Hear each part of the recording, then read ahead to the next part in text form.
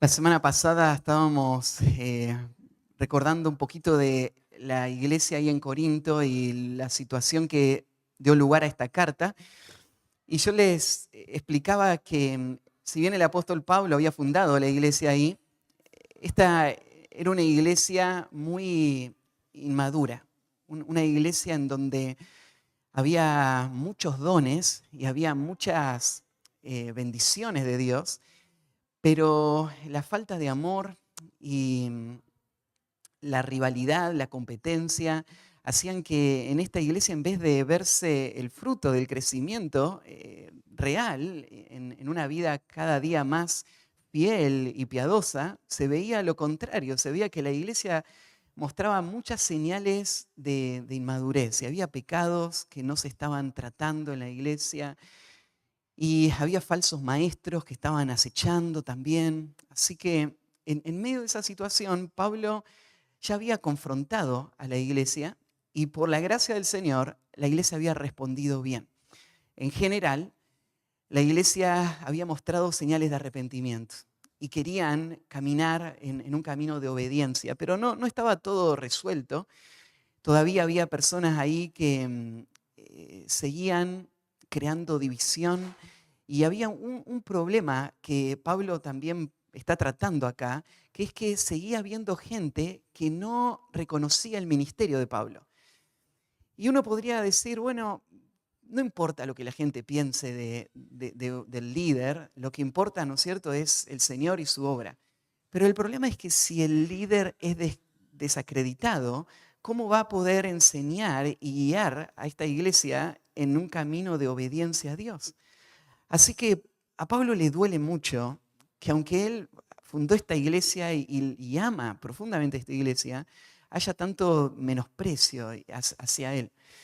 Entonces, con un corazón con esperanza y por un lado gozoso de ver al Dios obrar en esta iglesia, pero por el otro lado también cargado y preocupado por esta iglesia, le escribe esta carta.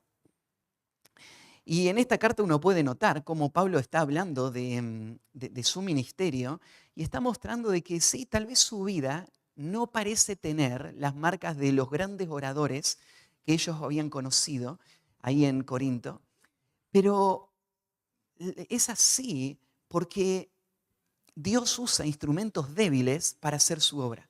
Y Pablo es simplemente una vasija de barro, donde el tesoro del Evangelio ha sido colocado. Y el cuerpo mismo de Pablo muestra las marcas de debilidad. Pablo es un hombre débil, es un hombre que su cuerpo se va deteriorando. En el capítulo 4 le había hablado de su fragilidad. Y él sabe que va a morir en algún momento, pero la esperanza y la seguridad de Pablo está en que Dios está usándole para su gloria. Y ahí Pablo pasó a pensar en este hecho de que su vida se está deteriorando y a pensar en cómo él está viviendo a la luz de la eternidad. Y él terminó en el capítulo 5, en el versículo 10, hablando acerca de el tribunal de Cristo, ese día donde todos nosotros vamos a estar frente al Señor y vamos a rendir cuenta por nuestra vida, y ese día es el día más importante de toda nuestra existencia. Porque ese día es el día del examen final. Ese es el día donde todo va a salir a la luz. Y lo que sucede ese día va a marcar mi eternidad. Así que Pablo quiere vivir a la luz de ese día. Él quiere ser agradable al Señor en todo lo que él hace. Y este último pensamiento fue el que disparó lo que estamos estudiando juntos ahora. Pablo entiende de que él es un siervo de Cristo llamado a una misión, a una tarea que Cristo le encomendó, y él tiene que dedicarse a esa tarea con todas sus fuerzas. La semana pasada estuvimos estudiando los versículos 1 al 17 y veíamos cómo Pablo es motivado para el ministerio por estas dos realidades, el temor al Señor. Él sabe que va a rendir cuenta y entonces ese pensamiento, cuando él piensa que un día va a estar delante de Cristo, le empuja a esforzarse en el ministerio. ¿Y qué es lo que él hace? Él sale a predicar. Él quiere convencer al mundo, él quiere persuadir a los hombres. Y la segunda motivación es el amor de Cristo.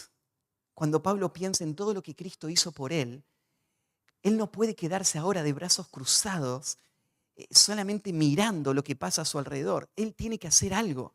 Él tiene que responder con amor por el Señor, haciendo la tarea que Cristo le dio para hacer. Así que dar su vida por Cristo no parece un precio demasiado alto para Pablo, sabiendo lo que Cristo pagó por su salvación. Así que Pablo sabe que ahora él ya no vive para sí mismo, ahora él vive para el que dio su vida por él. Y con eso terminamos la semana pasada y hoy vamos a arrancar en el versículo 18, donde Pablo sigue hablando acerca de este llamado y esta tarea que el Señor le encomendó. El tema que vamos a ver del 18 al 21 tiene que ver con una convicción de para qué estoy en este mundo, cuál es mi identidad, de qué se supone que debe ser mi ocupación central. Pablo va a dejar en claro en este pasaje que Dios está haciendo algo en este mundo. Él está reconciliando a este mundo consigo mismo. Y para que la tarea, la obra de reconciliación suceda, tienen que haber mensajeros, hombres que van a llevar el mensaje de reconciliación a este mundo. Y esta es la nueva identidad del creyente. El creyente es un mensajero de Dios para este mundo. De esto se trata tu vida. Para esto estás vos acá en la tierra. La razón por la que vos todavía no partiste, aunque estar con Cristo sería mucho mejor, la razón es porque tu tarea aquí en el mundo todavía no terminó. ¿Y cuál es esa tarea? La tarea es simple. Vos sos un embajador de Cristo. Vos sos un embajador por la causa de Cristo, para los intereses de Cristo. Y vos vas a servir a Cristo en la tarea de la reconciliación de este mundo con Dios. Esa es tu misión. Ahora, si somos sinceros, es fácil perder de vista esta tarea como nuestra tarea central. O sea, todos los días estamos ocupándonos en muchas cosas que hacemos y entonces miramos alrededor y el mundo tiene otra agenda. El mundo va atrás de otros objetivos. Entonces, este pasaje te va a ayudar a enfocar tu vida en donde realmente tenés que enfocarla. Vos tenés que invertir toda tu vida en esta sola misión.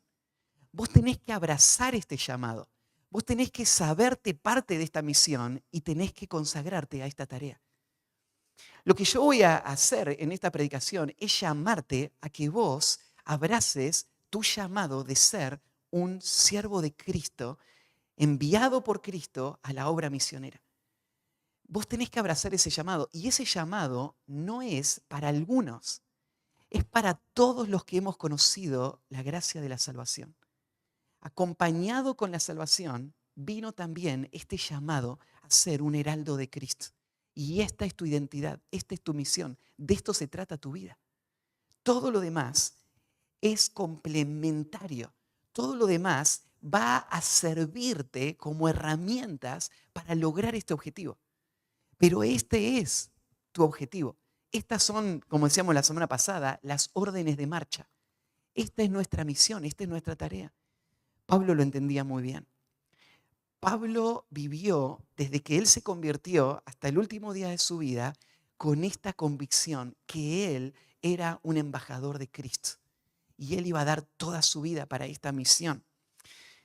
No solo en este pasaje, en otros pasajes Pablo también lo dijo ahí en Romanos 1, hay un pasaje muy famoso de Pablo, antes de leer este, en Romanos 1, 15 y 16, Pablo dice así: así que en cuanto a mí, pronto estoy a anunciaros el Evangelio también a vosotros que estáis en Roma. Porque no me avergüenzo del Evangelio, porque es poder de Dios para salvación a todo aquel que cree, al judío primeramente y también al griego. Pablo vivió para la predicación del Evangelio. Esta era su pasión. Esto era lo que él anhelaba. A donde él iba, esto es lo que él hacía. Pablo no se distraía con las cosas secundarias, Pablo se enfocaba en lo que era central. Hoy parece que no solamente los creyentes nos desenfocamos, a veces la iglesia parece también perdida. Es verdad que la iglesia hace muchas cosas. En la iglesia necesitamos mantener un salón limpio, en la iglesia necesitamos un equipo de transmisión, en la iglesia necesitamos gente que esté ayudando en la instrucción de los niños. Todo eso es parte de la vida de la iglesia, ¿no? Pero ¿de qué serviría todo eso que hacemos si nosotros perdemos de vista para qué hacemos todo esto? Lo que hacemos, lo hacemos porque somos mensajeros de Dios para este mundo, para predicar el Evangelio. Un salón limpio no tiene ningún sentido si no estamos predicando el Evangelio. Ocuparnos de nuestras tareas, de nuestras responsabilidades en casa, con nuestros hijos, en la alimentación, en la instrucción, hacer bien nuestro programa de escuela dominical, todo eso no tiene ningún valor si no está enfocado en esta tarea principal que hemos recibido. Porque la tarea que el Señor nos dio en este mundo no es solamente ocuparnos de nuestras cosas. La tarea que el Señor nos dio en este mundo fue predicarle el Evangelio a toda criatura. La tarea que el Señor nos dio en este mundo es hacer discípulos a todas las naciones. Entonces, qué tragedia que estemos demasiado ocupados para hacer lo que el Señor nos dio para hacer. Qué tragedia es que pensemos en cómo servir a este mundo y pensemos en tantas necesidades que hay afuera que se podrían ayudar para este mundo, pero dejaríamos de lado la tarea central para la que el Señor nos envió a este mundo, que no es ayudarle con sus necesidades, sino que es predicarles el Evangelio. La reconciliación, la tarea de guiar a personas que están en enemistad contra Dios, de vuelta a que puedan tener una comunión con Dios que les llene de todas las bendiciones del cielo. Esa es la misión de la iglesia. La iglesia tiene que estar apasionada por la predicación. Cada creyente tiene que estar consagrado a esa tarea. Cada creyente tiene que abrazar esa tarea como su llamado personal. Vivir esta vida como un embajador de Cristo. Y un embajador de Cristo no es solamente vivir esta vida esperando que alguien me vea y asuma que soy cristiano, sino que es llevar el mensaje de la reconciliación, la palabra de la reconciliación a cada persona en este mundo para que Dios obre en salvación. Entonces, durante la predicación esta mañana, quiero que veas eso una vez más y que respondas, que juntos respondamos. Y te voy a desafiar al final de la predicación a hacer cosas muy prácticas que te ayuden a volver a ganar el foco, que te ayuden a recordar para qué estás en este mundo y que te ayuden a entregarte con todas tus fuerzas a esa tarea de ser un reconciliador. Así que el título del mensaje de esta mañana es Abrazando el ministerio de la reconciliación. Abrazando el ministerio de la reconciliación. Dice el versículo 18. Y todo esto proviene de Dios, quien nos reconcilió consigo mismo por Cristo y nos dio el ministerio de la reconciliación. Que Dios estaba en Cristo reconciliando consigo al mundo, no tomándole en cuenta a los hombres sus pecados, y nos encargó a nosotros la palabra de la reconciliación. Así que somos embajadores en nombre de Cristo. Como si Dios rogase por medio de nosotros, os rogamos en nombre de Cristo, reconciliados con Dios. Al que no conoció pecado, por nosotros lo hizo pecado, para que nosotros fuésemos hechos justicia de Dios en él. Vamos a ver 4 conceptos que Pablo va a desarrollar que tienen que ver con esta idea del ministerio de la reconciliación y este llamado a que abracemos nosotros también este ministerio. En primer lugar, vamos a ver el origen del ministerio de la reconciliación. El origen del ministerio de la reconciliación es Dios mismo. El versículo 18 comienza así: y todo esto proviene de Dios. No leímos de nuevo los versículos que ya estudiamos la semana pasada, pero en el contexto, Pablo estuvo hablando acerca de cómo el creyente murió con Cristo y resucitó con Cristo. Y ahora él volvió a vivir para que ya no viva para él mismo, sino para aquel que murió y resucitó por nosotros. Así que el creyente ahora tiene una nueva identidad. Ahora ya no piensa más carnalmente sobre la vida. Ahora él piensa espiritualmente sobre la vida. Él es una nueva criatura. Y entonces está hablando acerca de esta obra de salvación, la muerte, la nueva vida y todo el efecto que eso tuvo en la vida del creyente. Y ahí es que viene el versículo 18. Y todo esto proviene de Dios. Lo que está diciendo Pablo es que toda la obra de salvación, el hecho de que una persona haya pasado de muerte a vida y ahora tenga un nuevo propósito y ahora vea todas las cosas con otros lentes, los lentes espirituales, todo esto viene de Dios. Pablo está mostrando a Dios como el que inició la obra de salvación y está llevando a cabo la obra de salvación. La obra de salvación de este mundo no es una tarea humana. No es algo que un hombre se propuso o una iglesia se puede proponer hacer. Porque la salvación es algo humanamente imposible. Si Dios no hubiese buscado al hombre, el hombre nunca hubiese buscado a Dios. Si Dios no hubiese dado a su Hijo para salvar al hombre, el hombre no tendría ninguna oportunidad para alcanzar la justicia de Dios. Toda la obra es una obra de Dios. No hay nadie que pueda escapar de la ira de Dios con sus propios medios. Ahora Pablo va a empezar a hablar acerca de la reconciliación y aún esto está incluido ahí. Cuando dice todo proviene de Dios, todo esto proviene de Dios, Pablo está pensando aún en esto, en la reconciliación. Ahora vamos a hablar más sobre qué es reconciliar, pero como algo muy básico, Dios estaba irado con nosotros por nuestro pecado y nosotros íbamos rumbo a la condenación eterna. Entonces, complacer a Dios o cambiar la situación hubiese sido imposible, a no ser que Dios hubiese querido salvarnos, que Él hubiese cambiado en su propio corazón su inclinación hacia nosotros. Entonces, todo esto proviene de Dios. Esta frase que usa Pablo muestra a Dios como la fuente de toda la salvación, todo el proceso de salvación, desde el plan de cómo íbamos a ser salvos hasta la obra misma de Cristo para salvarnos, el misionero que es enviado para que lleve el mensaje del Evangelio, la obra del Espíritu Santo en el corazón del perdido, todo esto es una obra de Dios. La reconciliación de este mundo no es algo que viene del hombre. No es que el hombre está tratando de agradar a Dios y de reconciliarse con Dios. El hombre es rebelde a Dios. El hombre escapa de Dios. El hombre quiere seguir en su pecado. Si hay una obra de salvación, esta vino por obra de Dios. Él fue el que buscó al hombre. A veces tenemos esta imagen de que el hombre busca a Dios y lo intenta de muchas maneras, pero el hombre no puede llegar a Dios por medio de lo que hace. Pero la Biblia no presenta al hombre así. La Biblia presenta que no es que el hombre está buscando a Dios y Dios hace lo que falta y que el hombre no puede alcanzar, sino Dios como el responsable de toda la obra. Todo esto proviene de Dios. Dios es el Salvador.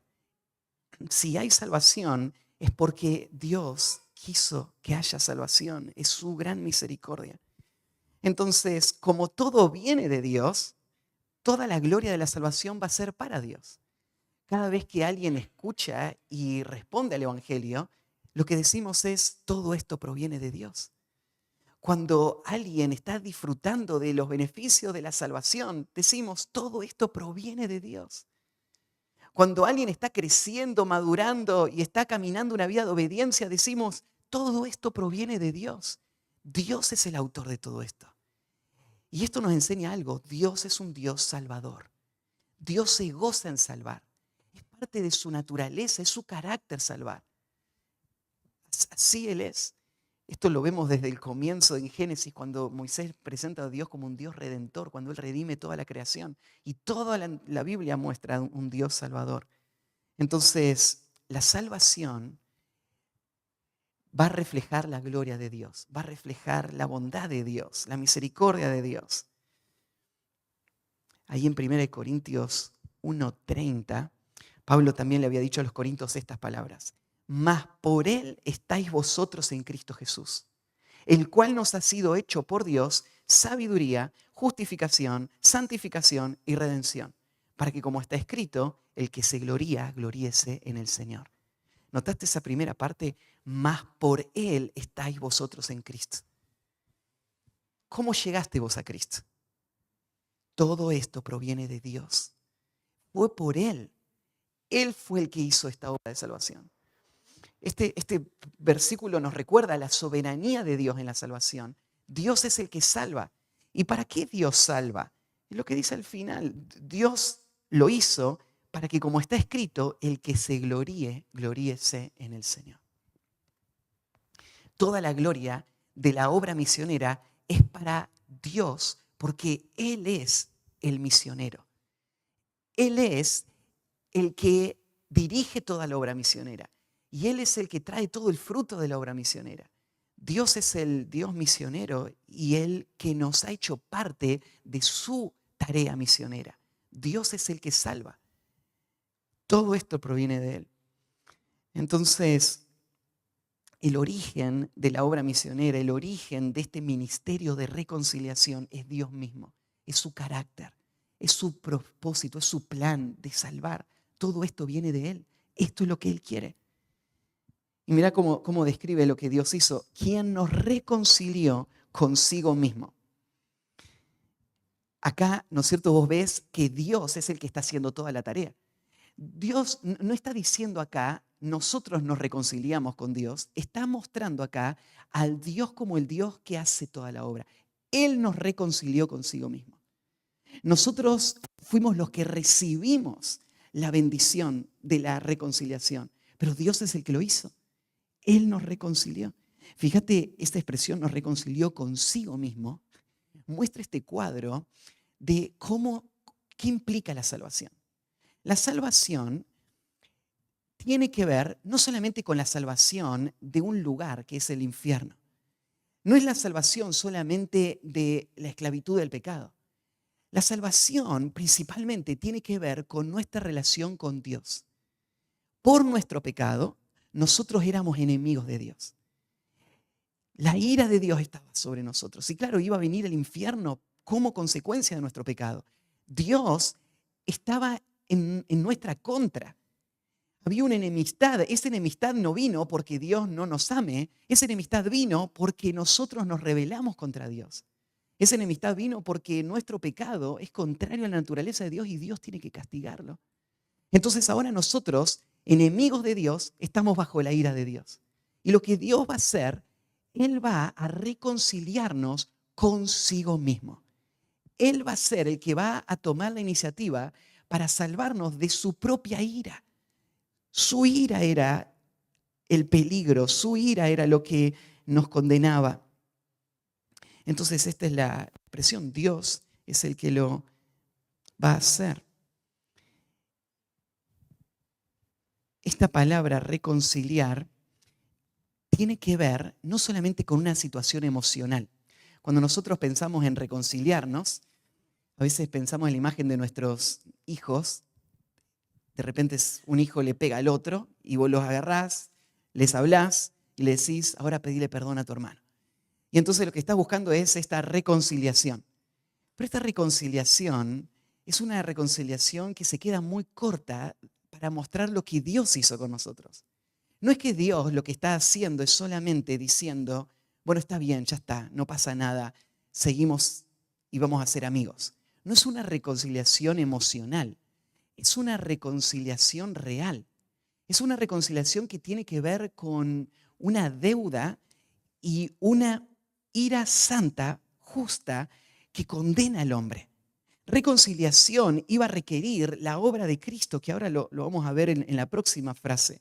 Iba a requerir un pago y lo que Dios va a hacer es hacer toda la obra que iba a permitir esa reconciliación.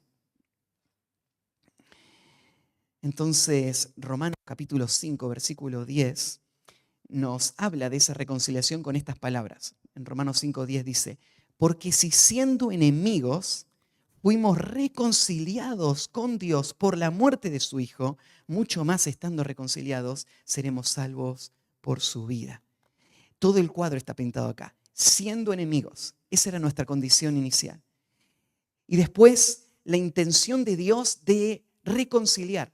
La intención de Dios de que nosotros no sigamos nuestro camino hacia la perdición, separados de Él, sino que Él vuelva a esa comunión que traiga la bendición. Esa es la intención de Dios. Pero ¿cómo iba a ser?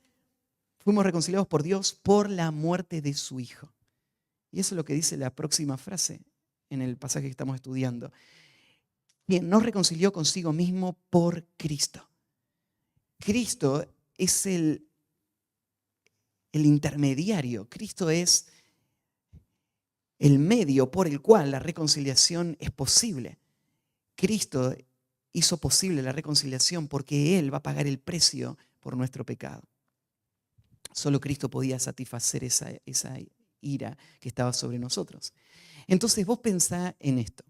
Cuando Dios mira al mundo pecador, al mundo que está endurecido contra Él, ¿cómo lo mira Dios?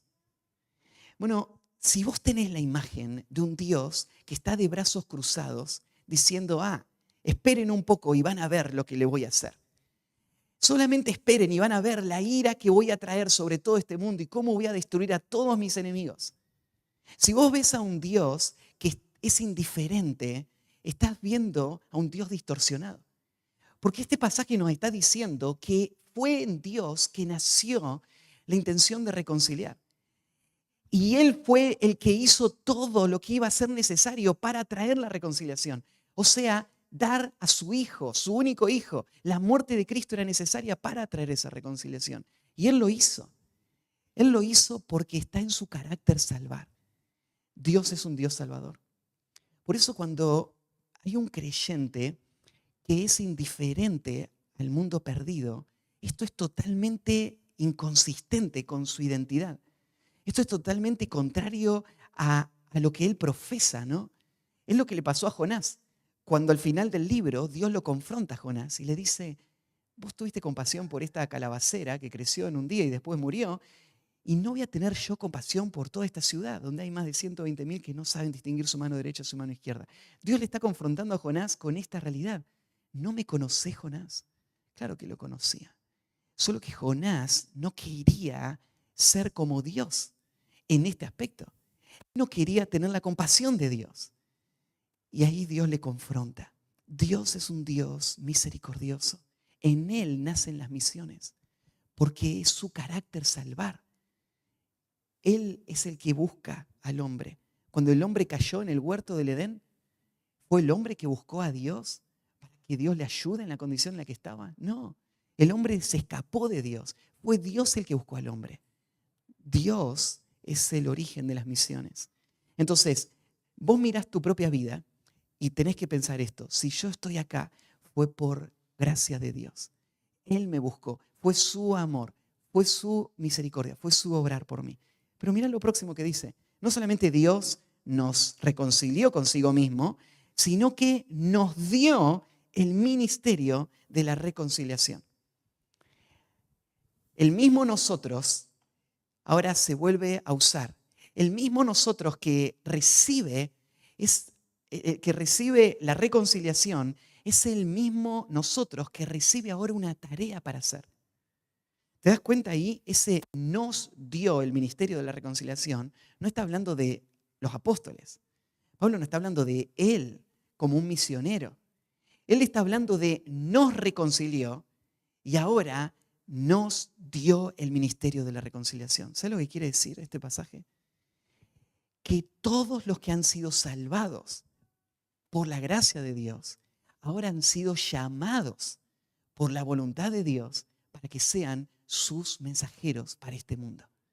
No hay una distinción. A veces nosotros hacemos esta distinción de misionero. Ustedes saben que en la Biblia no aparece la palabra misionero. Esto es un invento. Ahora, vos decís, ¿está mal usar el término misionero? Bueno, tiene cierto valor porque vos debes usar la palabra misionero para hablar de esas personas que deben ser sostenidas por la iglesia para que se dediquen con todo su tiempo y todas sus fuerzas a la tarea pionera de empezar iglesias o fortalecer iglesias. Esos son misioneros, así usamos nosotros la palabra. Pero hay un peligro con la palabra misionero. Es asumir que mientras hay unos pocos que deben dedicarse a la tarea de la evangelización, hay un montón más que van a dedicarse a sus propios negocios, a su propia vida, y van a hacer algo para las misiones siempre y cuando no interrumpa sus planes personales. Eso no es verdad. El mismo que nos salvó, que nos reconcilió, nos dio el ministerio de la reconciliación. Esta es la tarea que todos tenemos. Esta palabra nos dio, muestra, ¿no es cierto?, este regalo, este tesoro o este encargo que hemos recibido. Algo por lo que vamos a rendir cuenta. ¿Y qué es? Lo llama ahí el ministerio de la reconciliación. La palabra ministerio es la palabra diaconía, diaconían, ¿sí? Y ustedes escuchan ahí la palabra diácono, porque justamente la palabra diácono significa un servidor. Se usaba para hablar de un esclavo que estaba en el hogar pendiente de las necesidades de la familia y sirviendo en cosas simples que se necesitaban en la casa. Entonces se le llama así a este oficio en la iglesia, que le llamamos diáconos, son personas que están sirviendo, están cuidando de las necesidades de la iglesia. Pero acá dice este pasaje que todos somos diáconos. No en el sentido oficial, no tenemos el cargo de un diácono en la iglesia, pero todos tenemos el diaconado de la reconciliación. La palabra diácono significa que vos te tenés que ver como un esclavo, un siervo, que está para el bien de otros. Vos no estás para tus intereses, vos estás pendiente de lo que otros necesitan. ¿Y qué es lo que necesitan otros? ¿O tu diaconado de qué se trata? ¿Cuál es tu función? ¿Qué es lo que tenés que suplir esta necesidad? La reconciliación. Vos sos un siervo del mundo para la reconciliación de los que están bajo la ira de Dios todavía. Entonces, todo esto lo que tiene que ayudarnos es a reenfocar nuestra mente de qué se trata nuestra vida. Nuestra vida ahí afuera, cada vez que salimos, tiene que estar gobernada por este pensamiento. Esta es nuestra identidad. El Señor nos dio un ministerio, nos dio una tarea para hacer.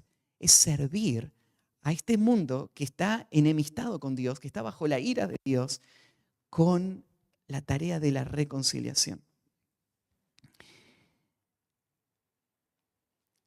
Así que, bueno, primero, este llamado a abrazar el ministerio de la reconciliación, en primer lugar, nos hace pensar en el origen de este ministerio, es Dios mismo. En segundo lugar, vamos a ver la esencia del ministerio de la reconciliación. ¿De qué se trata reconciliar a las personas? ¿Cuál es nuestra misión en este mundo? Bueno, acá la próxima parte del versículo 19 va a darnos ese contenido, que Dios estaba en Cristo reconciliando consigo al mundo, no tomándole en cuenta a los hombres sus pecados, y nos encargó la palabra de la reconciliación. De nuevo, Dios estaba en Cristo reconciliando consigo al mundo. Cristo es Dios. Este pasaje no está negando eso, pero este pasaje está mostrando las diferentes funciones dentro de la Trinidad en el plan de salvación. Cristo es Dios Hijo que se entrega para dar su vida y pagar el precio para la reconciliación. Pero este pasaje nos dice algo que tal vez nunca o no lo pensaste de esta manera. Fíjate, Dios estaba en Cristo reconciliando. De nuevo te está diciendo esto. Nosotros vimos a Cristo acá. Él fue el que caminó, el que sanó, el que predicó, el que murió y resucitó. Pero Cristo estaba funcionando toda su vida en cada cosa que Él dijo, cada cosa que Él hizo, guiado por el Padre. Él nunca dijo nada que el Padre no le dio para decir y Él hizo toda la obra que el Padre le dio para hacer. Entonces, en realidad el que estaba haciendo la obra de la redención, ¿quién era? El Padre estaba haciéndola. Él la estaba haciendo en Cristo. ¿Vos te das cuenta de cómo el Padre es la fuente final de las obras de salvación.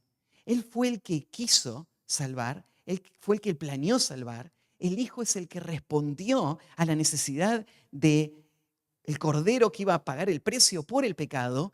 Y después el Padre es el que está dirigiendo todo para que el Hijo cumpla esa obra de redención. Entonces Dios estaba en Cristo reconciliando consigo al mundo.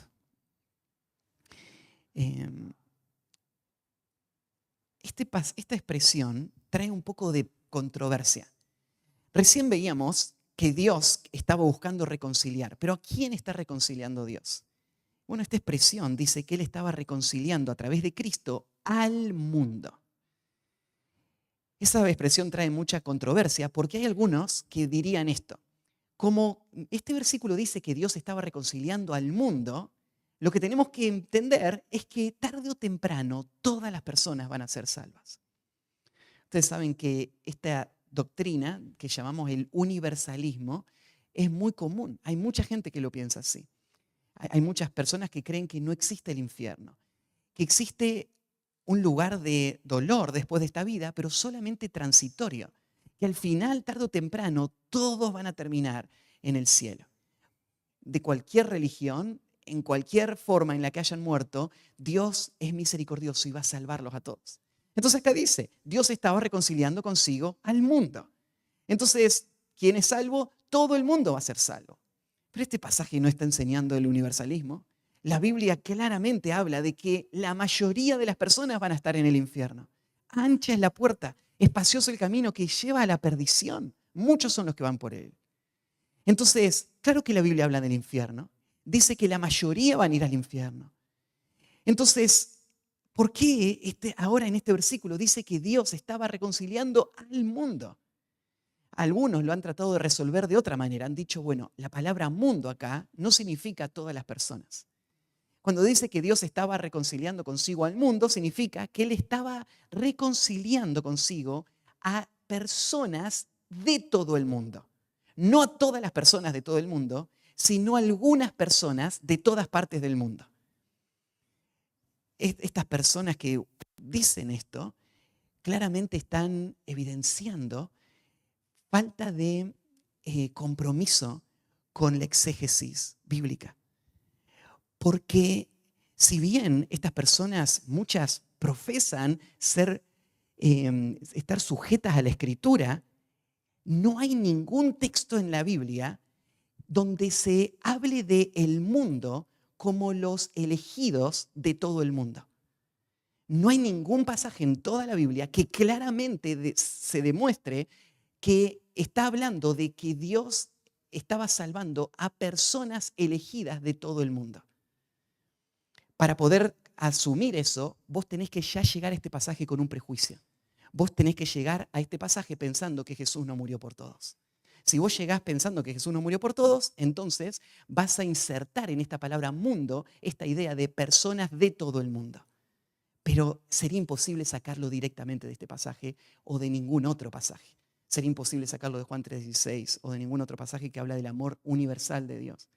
Pero eso igual nos deja una tensión acá. ¿Cómo entender este pasaje? Si acá dice que Dios estaba reconciliando a todo el mundo, ¿son todos salvos? No, no son todos salvos.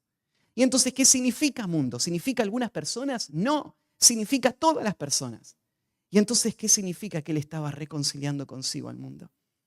Bueno, vos tenés que entender el concepto de reconciliación bíblicamente. ¿Qué es reconciliar? Bueno, reconciliar significa que dos partes que antes estaban en guerra, en tensión, en enemistad, ahora van a volver a la armonía. Para que haya una reconciliación tiene que haber dos lados, ¿no? Una sola parte puede hacer lo que le corresponde a esa parte, pero no puede completar la reconciliación. Para que haya una reconciliación, supongamos que yo tengo un problema con otra persona. Para que haya una reconciliación, hay una persona que es el que lastimó y otra persona que es la que fue lastimada. Tal vez los dos lastimaron y fueron lastimados. Entonces, ¿qué es lo que tiene que hacer? Bueno, vos tenés que arrepentirte por el daño que vos hiciste y la otra persona tiene que perdonar por lo que vos le hiciste a ella. Si vos pecaste y ella pecó, vos te arrepentís por lo que vos hiciste y él se arrepiente por lo que él hizo, y viceversa, entonces vos perdonás lo que él te hizo y él te perdona a vos. Y cuando esas dos cosas se dan, hay reconciliación. Para que haya reconciliación tiene que haber dos partes. La parte ofensora tiene que arrepentirse y la parte ofendida tiene que perdonar. Para que haya reconciliación tiene que haber esas dos partes. Ahora, suponete que la parte ofensora, la parte ofendida, arranquemos por ahí, la parte ofendida quiere perdonar y está dispuesta a perdonar, pero la parte ofensora no se quiere arrepentir. Lo que va a pasar es que la parte ofendida va a mostrar disposición de perdonar, pero la relación no se va a restablecer hasta que no haya un cambio de actitud hacia el pecado que trajo el dolor a esta relación. Entonces, tiene que haber los dos lados. Cuando dice que Dios estaba reconciliando consigo al mundo, lo que está diciendo es que Él, como la parte ofendida, aquel que había sido ofendido por nuestro pecado, el que estaba enojado por nuestro pecado, el que nos iba a destruir por nuestro pecado, lo que Dios hizo fue hacer todo lo que Él tenía que hacer para perdonar. ¿Qué es lo que Dios tenía que hacer para perdonar? Bueno, lo primero que Él tenía que hacer era decidir perdonar. En vez de aferrarse a su derecho de destruirnos, Él tenía que ceder ese derecho. Y Él tenía que decir, en vez de destruir, yo estoy dispuesto a perdonar. Pero no solamente tenía que estar dispuesto a perdonar, Él tenía que proveer el sacrificio, Él tenía que pagar toda la deuda para poder perdonar. Entonces, lo que estaba haciendo Dios en Cristo era reconciliando consigo al mundo. O sea, Él le estaba diciendo al mundo entero, a todas las personas que vivieron en todas las épocas, le estaba diciendo, yo estoy dispuesto a perdonar. Le estaba diciendo, yo voy a dar el precio total para el perdón de todos. Lo que Cristo estaba haciendo en esa cruz era ser el sacrificio por el pecado del mundo entero, de cada persona que jamás vivió. Él estaba pagando ese precio a favor de cada uno de ellos. Y ese era Dios diciendo, yo quiero perdonarles. Yo voy a pagar el precio para el perdón de ellos. Pero la reconciliación, como vas a ver ahora hasta el final de este pasaje, no requiere solamente que Dios esté dispuesto a perdonar. Lo que requiere es que el hombre se arrepienta de su pecado. Y ahora, el ministerio de la reconciliación tiene que ver con la responsabilidad que el hombre tiene de responder a la obra de gracia de Dios. Así que no hay ningún problema con este pasaje. Lo que este pasaje está mostrando es a un Dios que quiere perdonar, que está dispuesto a perdonar, que ha hecho todo para perdonar, que ha pagado el precio total para el perdón de todas las personas.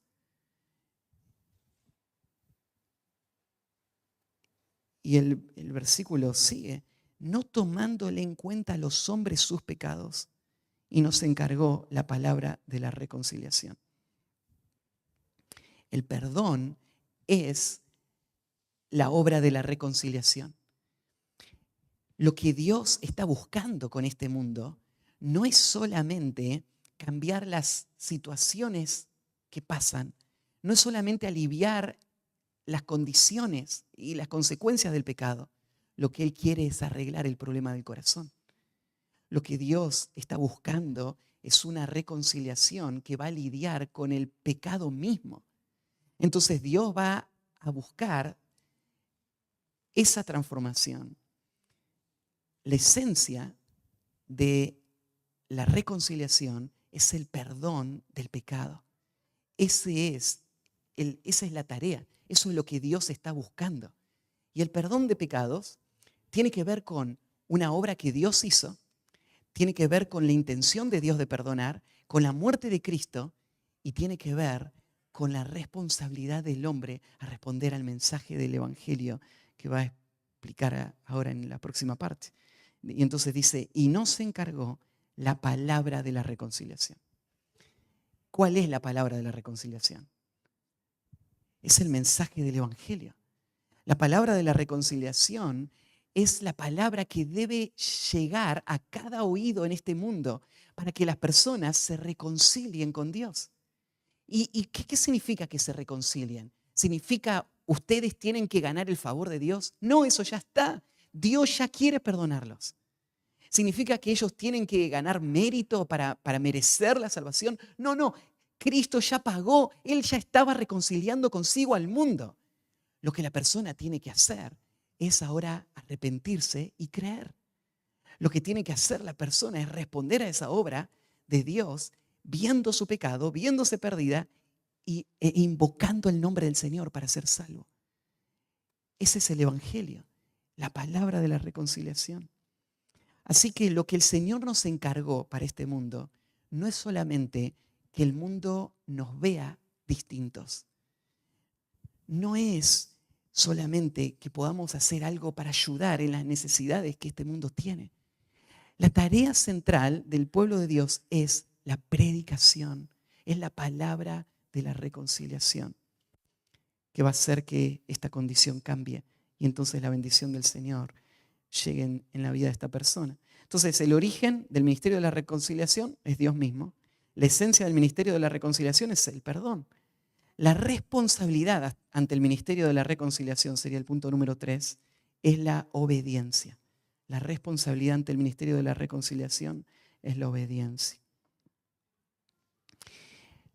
En la primera parte, los versículos que vimos hasta ahora, lo que Pablo está mostrando es a un Dios soberano. Él salva.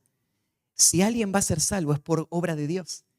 Y Dios no tiene ningún impedimento para hacer lo que Él se propone hacer. Él es todopoderoso.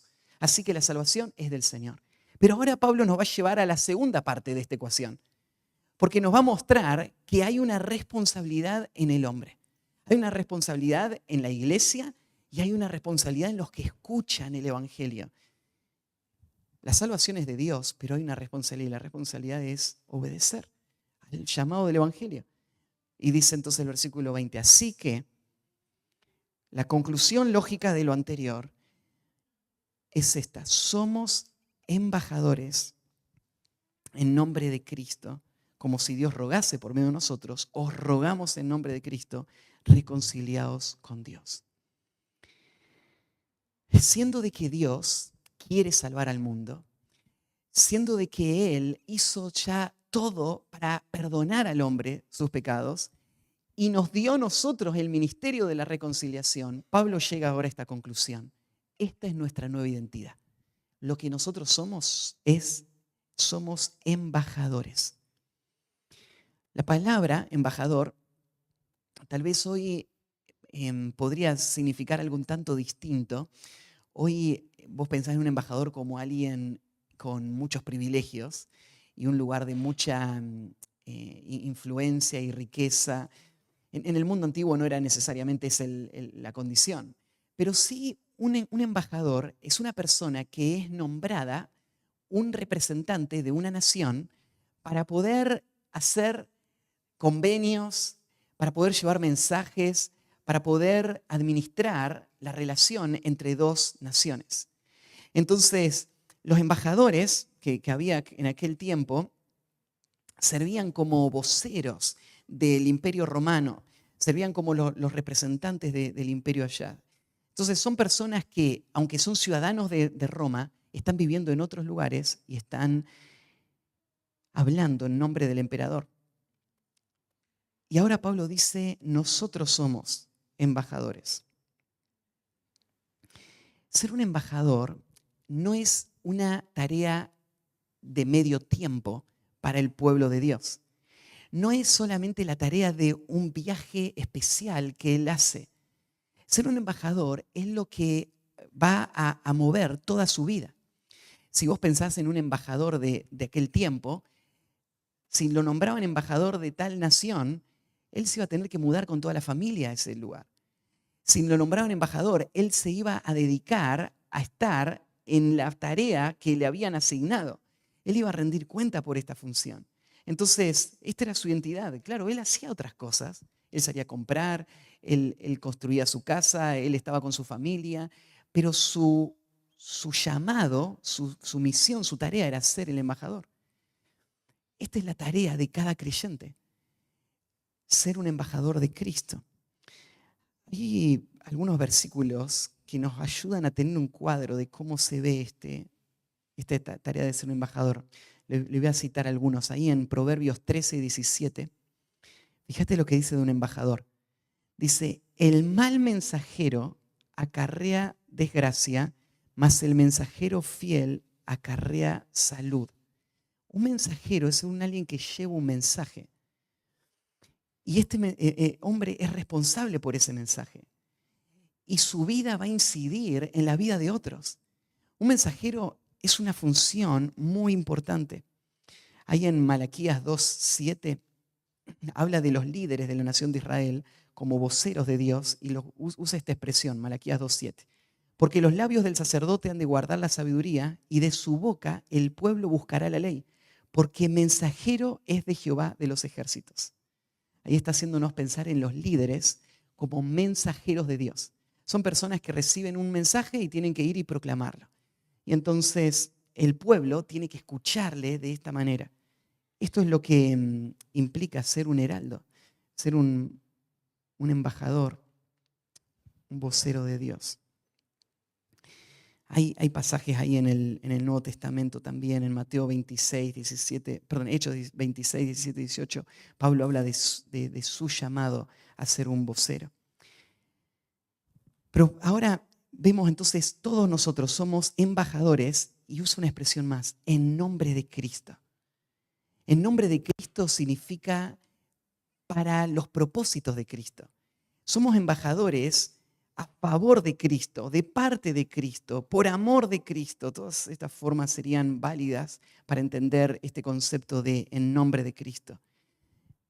Ahora, Cristo es nuestra meta y nuestra tarea de ser un embajador tiene que ver con nuestro amor por Él y nuestra lealtad a Él. Pensar de vos mismo con esta imagen va a hacer que tu vida siga otro curso. Estaba hablando con alguien sobre esto, de cómo tomamos decisiones en nuestra vida. Y yo le decía, mira, vos podés vivir para dos amos. Vos podés vivir para tus propios deseos y tomar decisiones en base a lo que sería mejor para vos. Pero vos, si fuiste salvado por la gracia de Dios, ahora Dios cambió todo eso. Eso era antes de Cristo. Ahora vos tenés otro amo. Ahora vos vivís en nombre de Cristo. Vos vivís a favor de Cristo, para los intereses de Cristo. Vos respondés a las órdenes de Cristo. Y Cristo te puso en esta función. Vos sos un heraldo para Él. Vos sos un embajador de Él.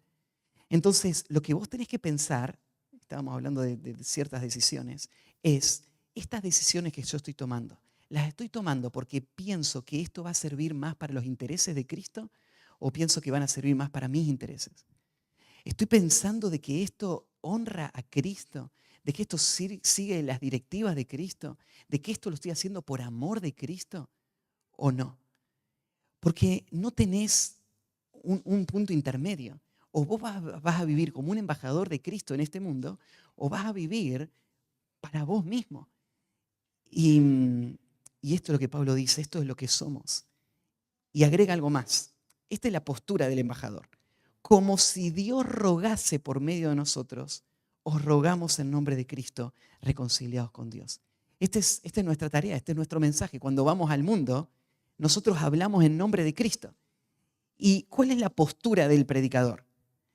Bueno, nosotros le decimos a la gente que tiene que arrepentirse y tiene que creer en Cristo, pero nosotros conocemos el corazón de Cristo. El corazón de Cristo es uno que no quiere que ninguno se pierda. Entonces nosotros no solamente le decimos arrepiéntanse, sino que les rogamos. Esta expresión rogar muestra cuán involucrado está el predicador en esta tarea. Él ama. Él siente la carga, el peso. Él entiende el peligro. Y entonces él está insistiendo, lo que Pablo decía al principio, persuadimos a los hombres, les convencemos. Entonces, ¿Hasta qué extensión estás dispuesto a ir para llamar a alguien a venir a Cristo? No es suficiente solamente con darle un folleto. No es suficiente solamente con hablarle. Lo que Pablo está diciendo, nosotros lo que hacemos es les rogamos en nombre de Cristo. Lo que nosotros hacemos es persuadimos, había dicho antes Pablo. Nosotros entendemos lo que está en juego. Es su alma lo que está en juego. Entonces, lo que vas a hacer es insistir. Lo que vas a hacer es lo que esos siervos hicieron cuando salieron a invitar para la boda. Fuérzalos a entrar. Lo que vas a hacer es llamarles hasta que respondan. Y nosotros os rogamos en nombre de Cristo. ¿Y qué es lo que les rogamos? Este es el mensaje. Reconciliados con Dios. ¿Te das cuenta de este otro lado de la moneda? Dios nos reconcilia consigo mismo. Eso es lo que decíamos antes. La salvación es del Señor.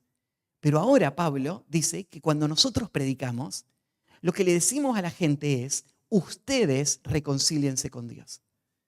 Y entonces Pablo, ponete de acuerdo. ¿Es Dios que nos reconcilia o somos nosotros los que nos reconciliamos con Dios? Bueno, Dios es absolutamente responsable, Dios es absolutamente soberano sobre la salvación. Y nosotros somos absolutamente responsables. Significa que es la responsabilidad del creyente, del mundo, hacer su parte. ¿Qué cuál es? Arrepentirse. Ahora nosotros sabemos, nadie va a responder al Evangelio a menos que la gracia del Señor esté obrando en su corazón. Pero esta no es la forma en la que nosotros predicamos. Cuando nosotros le predicamos a alguien el Evangelio, no le decimos, tenés que esperar que Dios te regenere, porque si no, no vas a poder ser salvo nunca. Si alguien nos pregunta, como el carcelero de Filipo, ¿qué tengo que hacer para ser salvo? No le decimos, anda a una habitación, encerrate a orar y espera para ver si Dios quiere salvarte o no. Lo que le decimos es, reconciliate con Dios. Dios estaba en Cristo reconciliando consigo al mundo. Y hay una buena noticia, vos sos parte del mundo. Dios ya hizo su parte, ¿no? Él ya estaba en Cristo reconciliándote a vos con Él. Lo que ahora vos tenés que hacer es vos reconciliarte con Dios. Y lo que tenés que hacer es vos responder con arrepentimiento y fe. Vos tenés que obedecer al Evangelio. Entonces, lo que tenés que hacer es simplemente invocar el nombre del Señor y vas a ser salvo. Porque Dios quiere salvarte. No es que Dios está ahí con un rostro duro, indiferente, pensando, hay que ver si yo quisiera o no hacerlo. No hay ninguna duda. Él estaba reconciliando consigo al mundo y ahora nosotros rogamos al mundo reconciliados con Dios. Entonces, para terminar el último punto, vimos el origen del ministerio de la reconciliación es Dios mismo. La esencia del ministerio de la reconciliación es el perdón. Esto es lo que Dios quiere. La responsabilidad del hombre frente al ministerio de la reconciliación es obedecer. Y el último, la provisión para el ministerio de la reconciliación es el sacrificio de Cristo. Lo que hace posible que se dé la reconciliación es lo que va a decir el versículo 21. Al que no conoció pecado, por nosotros lo hizo pecado, para que nosotros seamos hechos justicia de Dios en él. El mensaje del Evangelio no es el Evangelio del mérito del hombre, es el Evangelio de la obra suficiente y terminada de Cristo. ¿Y cuál es esa obra? Bueno, acá la describe. Este versículo es un versículo corto, pero donde está la esencia del Evangelio. Acá está el corazón del Evangelio. Este es el mensaje que predicamos. Esto es lo que distingue el Evangelio verdadero de los falsos evangelios. Mirá lo que dice acá. Primero, al que no conoció pecado, por nosotros lo hizo pecado. Cristo fue el sacrificio perfecto. Él fue el cordero sin mancha que puede llevar el pecado del mundo. Él es el único que encaja dentro de esta descripción. Por eso lo llama al que no conoció pecado. Porque no hay muchos, hay uno solo. No es uno de los que no conoció pecado, es el único que no conoció pecado. El único capaz jamás de tomar esa función, el único capaz de salvar. Por eso es que no hay salvación en ningún otro nombre bajo el cielo, porque no hay otro nombre en quien podamos ser salvos. Porque no hay nadie que pueda pagar por el pecado del mundo. Cristo es el que no conoció pecado. Y el que no conoció pecado, dice, por nosotros lo hizo pecado. Acá está hablando de la obra de Dios en la crucifixión de Cristo. La crucifixión de Cristo no solamente fue planeada por el Padre, sino que fue llevada a cabo por el Padre. Todo lo que sucedió en la cruz sucedió de acuerdo al determinado consejo y predeterminado conocimiento de Dios. Dios dirigió toda esta obra. No fue un accidente la cruz. Fue el diseño de Dios para la salvación. Dios lo hizo pecado. Y acá la expresión que Dios hizo a Cristo pecado, no tenés que confundirte. Cristo nunca pecó. Cristo nunca fue pecador.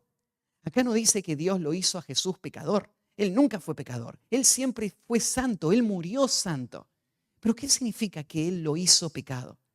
Lo que significa es que Dios, el Padre, trató a Cristo como el pecado mismo.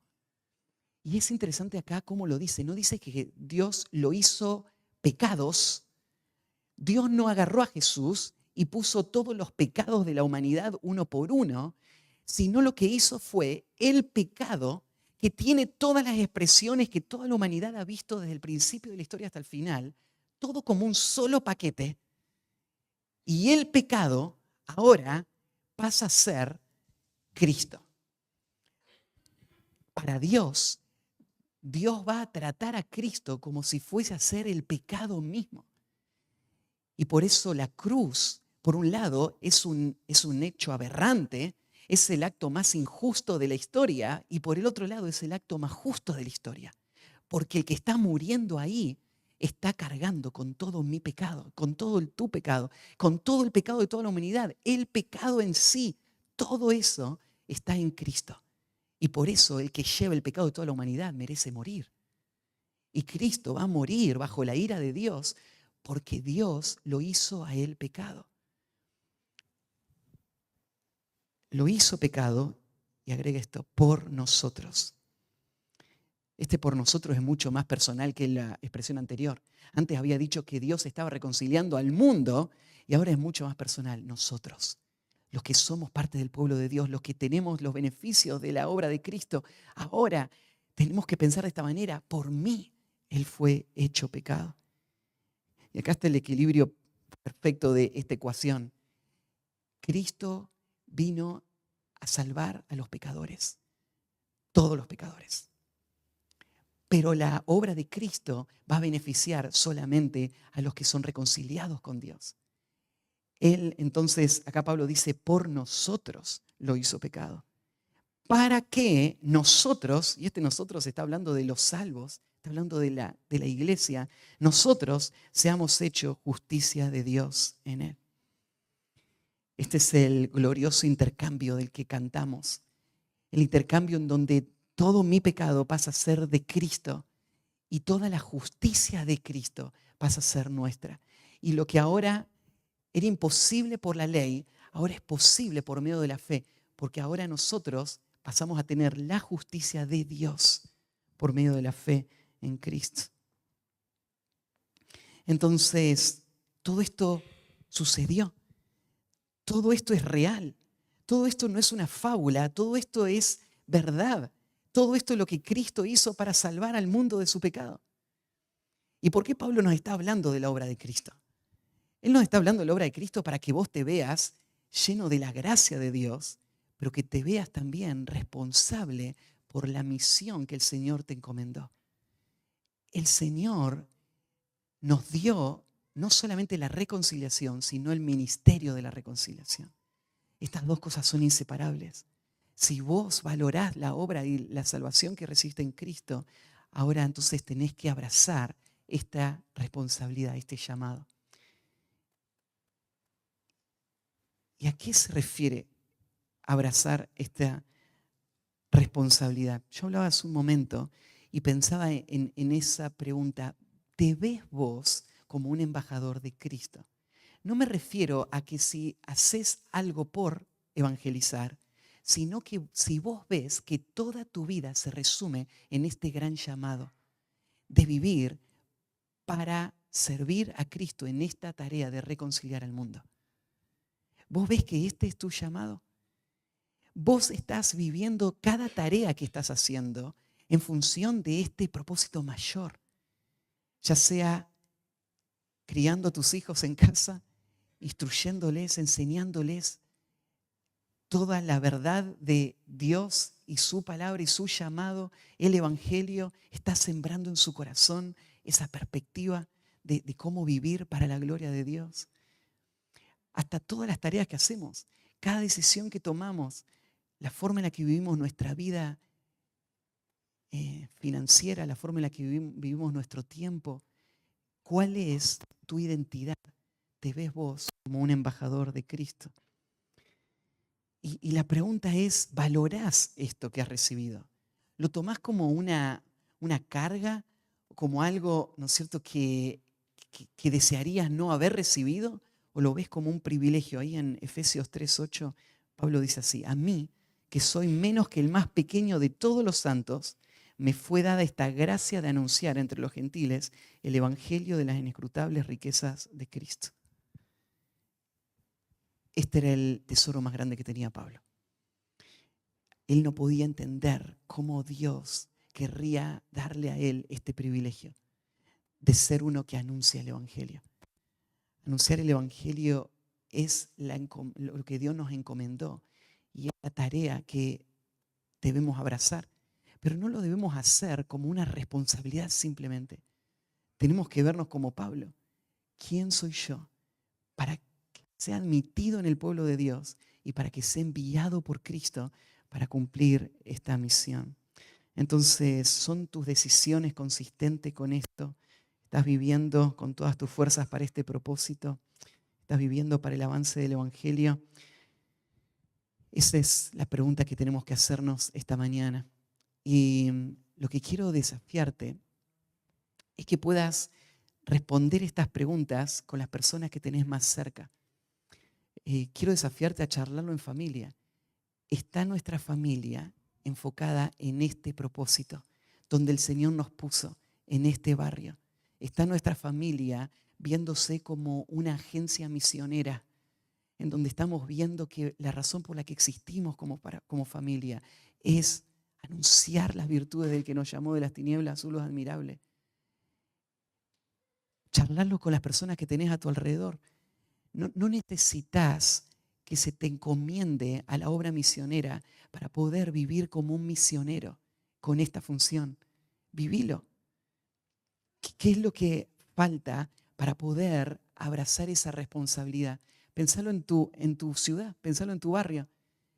¿Podrías vos tomar la responsabilidad de predicar a la ciudad de San Justo como un llamado personal de Dios para tu vida?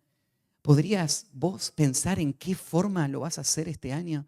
¿Podrías ponerte metas personales?